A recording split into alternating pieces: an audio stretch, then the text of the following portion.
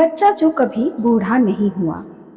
मृकंदु ऋषि ने शिव की तपस्या करके पुत्र का वरदान मांगा।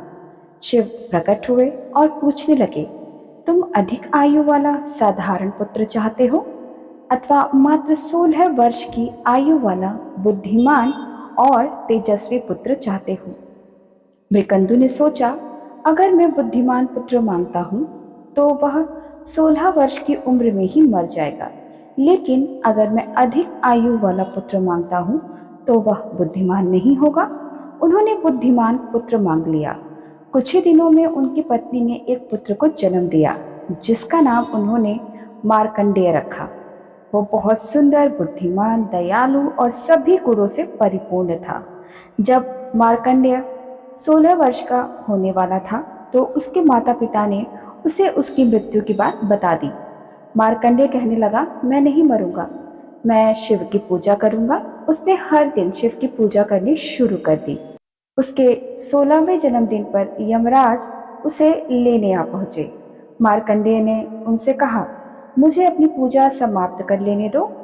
यम नाराज हो गए और उन्होंने उसके ऊपर यमपाश फेंका। शिव प्रकट हो गए और उन्होंने यम को यमलोक लौट जाने का आदेश दे दिया और बोले, वापस पृथ्वी पर मत आना। यम चले गए। उसके बाद से पृथ्वी पर किसी की मृत्यु नहीं हुई। पृथ्वी पर आबादी बहुत ज्यादा बढ़ गई। देवी पृथ्वी शिव के पास आई और कहने लगी, मैं इतना भार नहीं उठा सकती, कृपया यमराज को पृथ्वी पर भेजिए। जब शिव ने इनकार किया तो वह सहायता के लिए पार्वती के पास पहुंची। पार्वती ने भी शिव से अनुरोध किया तो शिव बोले, यमराज ने मेरे भक्तों का अपमान किया था। पार्वती ने कहा, किंतु आपने ही तो कहा था कि मार्कंडेय 16 वर्ष से अधिक नहीं जिएगा, इसलिए यमराज उसे लेने गए थे।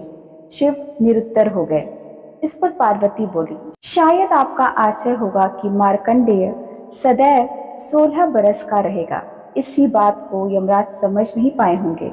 शिव तुरंत प्रसन्न होकर बोले, बिल्कुल यही बात थी।